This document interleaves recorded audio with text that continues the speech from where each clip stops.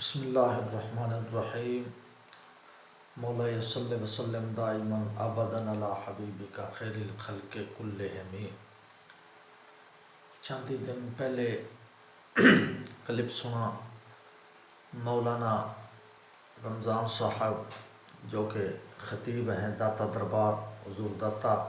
گنج بخش رحمۃ اللہ تعالی علیہ کے دربار شریف کی مسجد کے،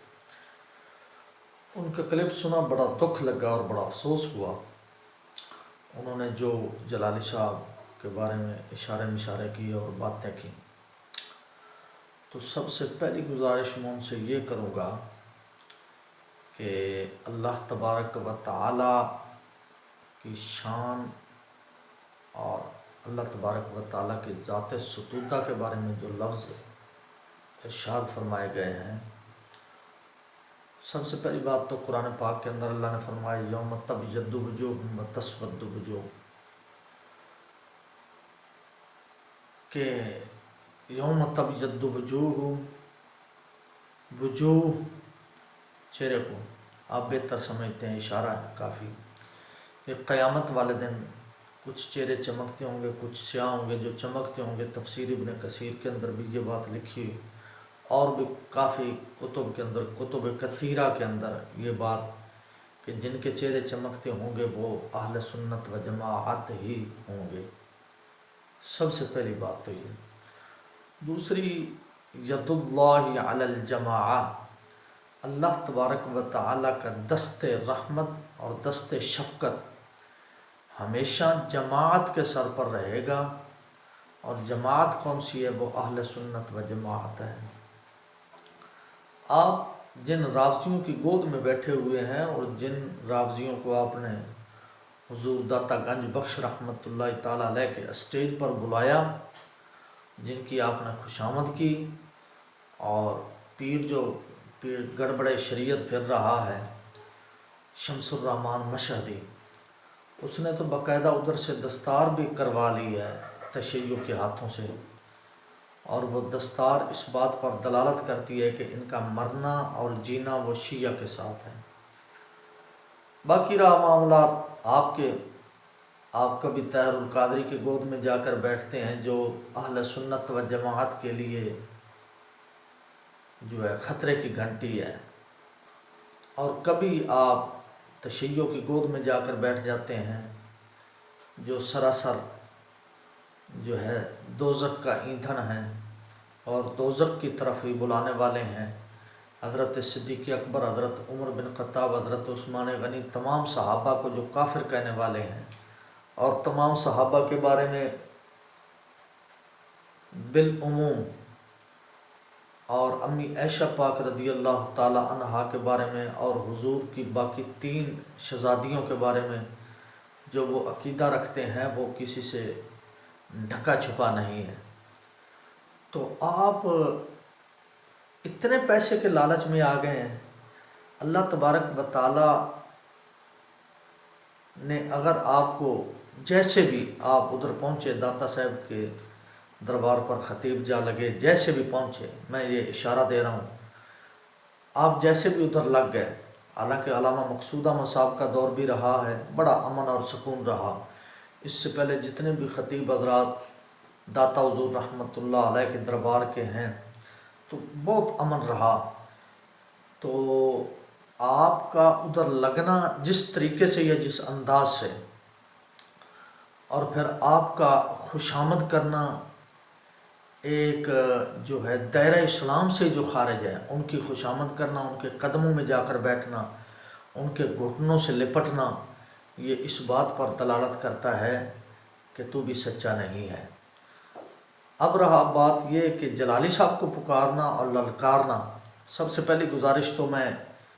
علامہ جلالی صاحب سے گزارش کروں گا، میرے استاد محترم بھی ہیں۔ جامعہ نظامیہ کے اندر شیخ پورہ کے اندر ہم نے بخاری شریف کی آخری حدیث علامہ جلالی صاحب اللہ تبارک و تعالی ان کی عمر دراز فرمائے، اور میرے جیسے ہزاروں گناہ گاروں کی عمر ان کو لگ جائے، حافظہ اللہ تعالی،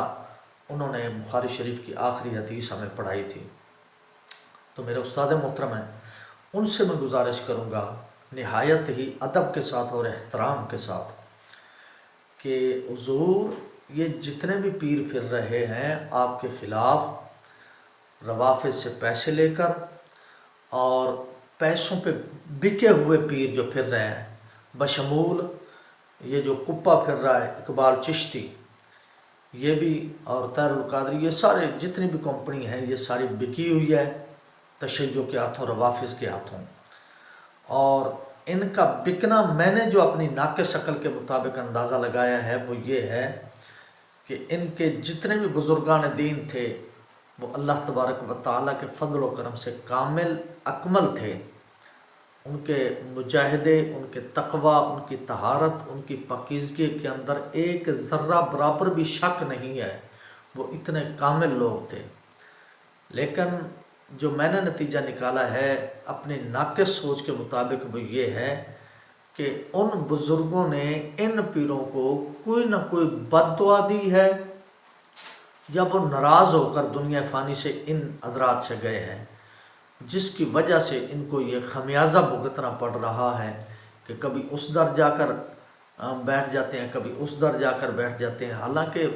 جو ان کے خود بزرگ ہیں وہ اتنے بڑے کامل، اللہ کے کامل اور مقدس ولی، اور یہ اتنے مقدس اولیاء اور ولیوں کو چھوڑ کر یہ در بدر بھٹکتے پھر رہے ہیں، اور کبھی عمران جیسے یہودی کو بلاتے ہیں اپنے اسٹیج پر، اور جو یہودی اور قادیانیوں کے، جو یہودیوں کے اشارے پر چلنے والا ہے، اور قادیانی اور سکھوں کو مراعات دینے والا ہے، اور مسلمانوں کو دھوکہ دینے والا ہے،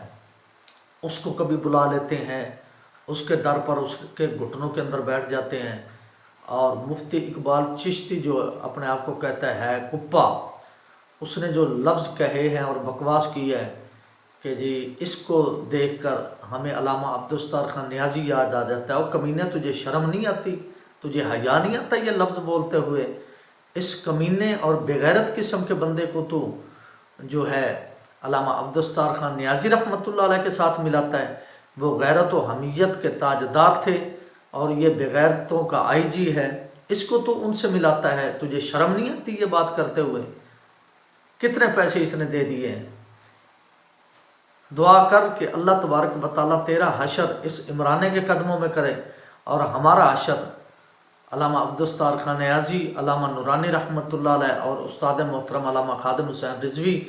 اور حضرت العلامہ مولانا